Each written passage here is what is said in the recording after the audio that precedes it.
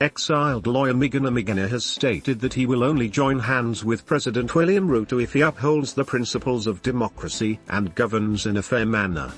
Speaking in a virtual interview on Wednesday, September 28, Miguna stated that his return to Kenya would not be an implication that he is in support of Ruto's government but rather a fulfillment of his rights to be in his home country.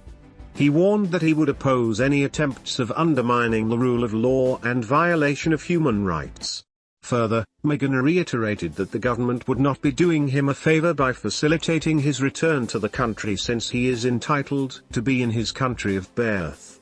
As regards the status of his return to Kenya, Miguna stated that he was yet to receive affirmation from the government that the red alerts imposed against him had been lifted.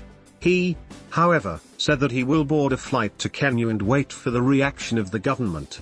Miguna has been exiled since 2018 when he was deported to Canada under controversial circumstances, after taking part in the former Prime Minister Raila Odinga's mock-oath on January 30 at Uhuru Park.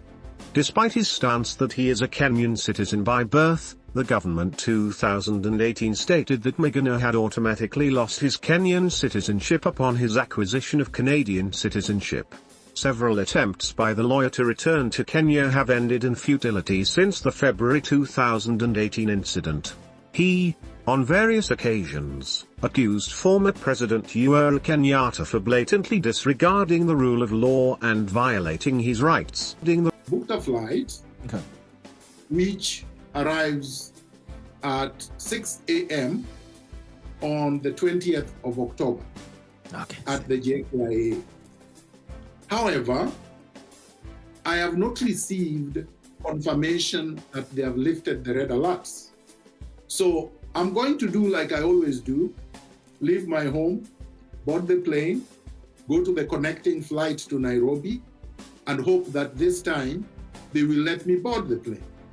Because remember, I have done this more than 4 times, and each time I want to connect to Nairobi, I am blocked from connecting because there were red alerts that were issued by the Office of the President through Matiang'i and 𝗔𝗕𝗢𝗄𝘃, saying that I should not be allowed to board any plane to Africa.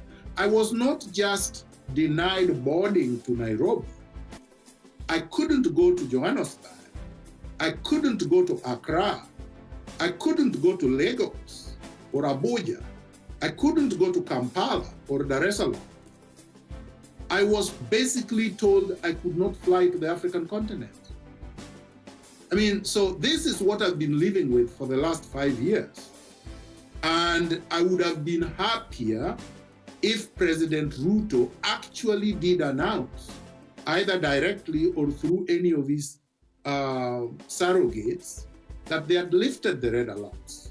He has not done so, and I hope he will do so soon. Because for me, it is not a favor. It is a right. And just like he announced that he had invalidated Uhuru Kenyatta's decision not to appoint the 6 judges, mine is worse.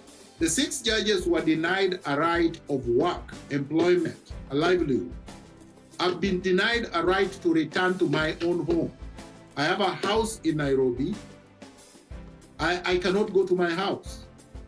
I have a home in Kano Plains in Kisumu County. I cannot go to my village home.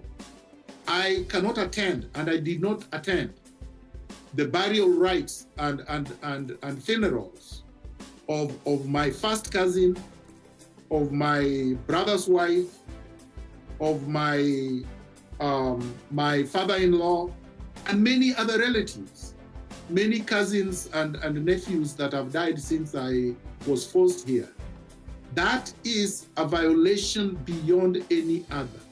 And I don't remember anybody in history in Kenya that this has happened to. People talk about Balala, but Balala was not born in Kenya. Where was Balala? Balala was Middle East. And Balala traveled out of Kenya, and then his passport was cancelled. He was not attacked in Kenya. His house was not destroyed in Kenya. And then his passport was destroyed and he's put in a plane and told he cannot come back. So the two are very different.